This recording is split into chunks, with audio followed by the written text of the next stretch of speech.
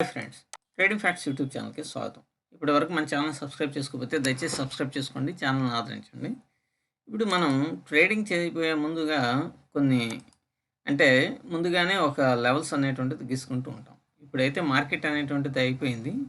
Market అయిపోయిన తర్వాత ఇది ఇట్లా జరిగింది, అది అట్లా జరిగింది అని చెప్పటం కరెక్ట్ కాదు. కానీ సెబీ రిస్ట్రిక్షన్స్ ఉన్నాయి కదా, అయిపోయిన చార్ట్లని అనాలిసిస్ చేసుకోవాలి. కాబట్టి ఇది అయిపోయింది కాబట్టి అనాలిసిస్ చేస్తూ ఉన్నాను. ఇది మీకు ఒక అవగాహన కలిగించడం కోసం మాత్రమే. ఫర్ ఎగ్జాంపుల్గా ఒక ట్రేడింగ్ ప్లాన్ అనేటువంటిది ఎలా ఉండాలి. ఇప్పుడు ఇది చూడండి, ఈ రెడ్ క్యాండిల్ వచ్చేసరికి రివర్సర్ హ్యామర్ కదా. సో మనం ఈ బాడీకి ఒక లైన్ అనేటువంటిది గీసుకుంటాం కదా. ఈ లైన్ ఏదైతే సరే క్రాస్ అవుతుందో దాని కింద మనం ఎంట్రీ అనేటువంటిది తీసుకుంటాం. ఇప్పుడు మనం 5 మినిట్స్ క్యాండిల్కి వెళ్ళిపోతాం. 5 మినిట్స్ క్యాండిల్కి వెళ్ళినప్పుడు మీకు చూడండి,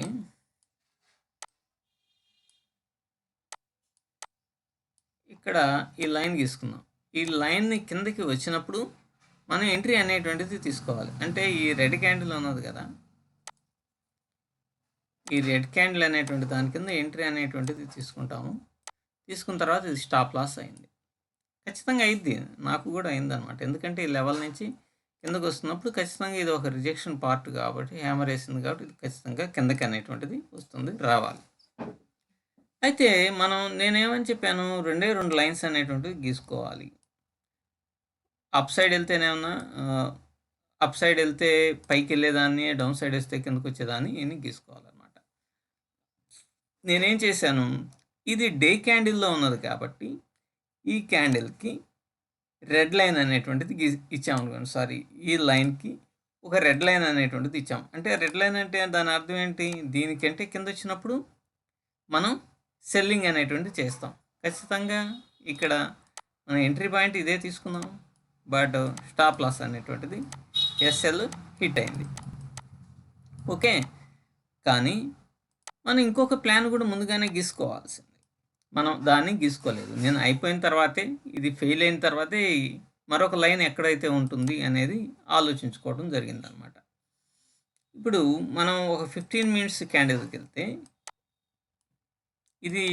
దీన్ని నేను మొదట కూడా గమనించాల. ఈ లైన్ ఒక్కదాన్నే బేస్ చేసుకొని ట్రేడ్ చేయడం అనేటువంటి జరిగింది. స్టాప్ లాస్ హిట్ అయింది, లాస్ని బుక్ చేయడం జరిగింది.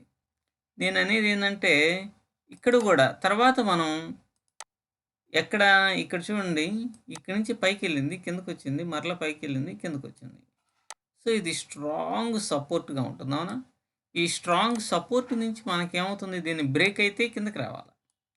సో ఇక్కడ నుంచి మళ్ళీ upside movement, bullish moment కనుక వస్తే అప్ సైడే తీసుకోవాలి.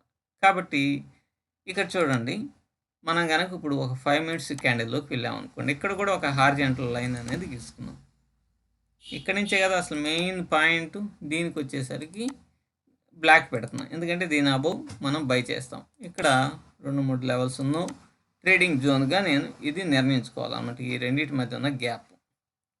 సో ఇప్పుడు 5 మినిట్స్కి వెళ్ళామనుకోండి, 5 మినిట్స్కి వెళ్తే ఇక్కడ చూడండి, సెకండ్ క్యాండిలే మనకు బుల్లిష్ క్యాండిల్ అయింది. లేదంటే ఇదిగోండి, ఈ క్యాండిల్ ఉంది కదా, 9:35 క్యాండిల్, 9:35 క్యాండిల్ అబోవ్ మనం ఎంట్రీ అనేటువంటి తీసుకుంటాం. కింద ఇక్కడ స్టాప్ లాస్ అనేటువంటి పెడతాం, లేకపోతే ఇక్కడైనా స్టాప్ లాస్ పెడతాం.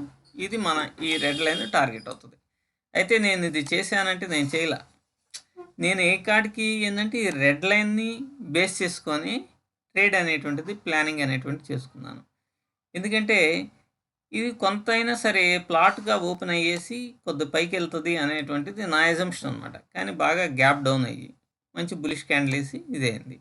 సో మనం 2 లైన్స్ అనేటువంటిది ఎందుకు గీసుకోవాలో మీకు అర్థమైపోయింది. ఎందుకంటే ఎక్కడ మళ్ళీ సపోర్ట్ ఉందో దీన్ని మనం అబ్జర్వేషన్ చేయలేకపోవటం వలన ఇక్కడ స్టాప్ లాస్ని మనం సమర్పించుకోవటం అనేటువంటిది జరిగింది.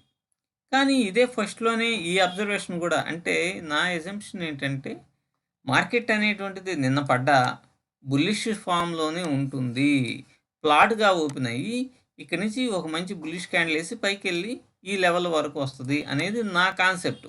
ఇక్కడ దాకా వస్తుంది అని నేను భావించాను అనమాట. ఇక్కడ దాకా వస్తుందేమో అని నా కాన్సెప్ట్ అన్నమాట.